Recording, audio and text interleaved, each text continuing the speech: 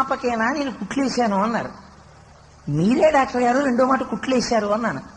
చాలా ఆశ్చర్యం అండి, నేను కుట్టిన నరం కనపట్టలేదు, నేను వేసిన తిత్తులు కనపట్టలేదు, నాలుక యథాతథంగా అయిపోయింది. కానీ ఒకనాడు ఈ పిల్ల నాలుక తెగిందనడానికి గుర్తుగా నాలుక పక్కన ఒక చిన్న పొక్కు లాంటిదోటి ఉండిపోయింది, తీయడానికి ఆ నరం లేదండి అన్నారు. వారం రోజుల్లో ఎలా అంటుకుపోయింది నాలుక.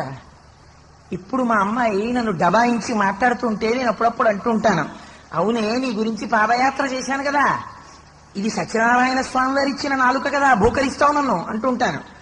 ఆనాడు పాదయాత్ర చేయించాడు పరమాత్మ నాతో, ఇప్పుడు అది శరణాగతి.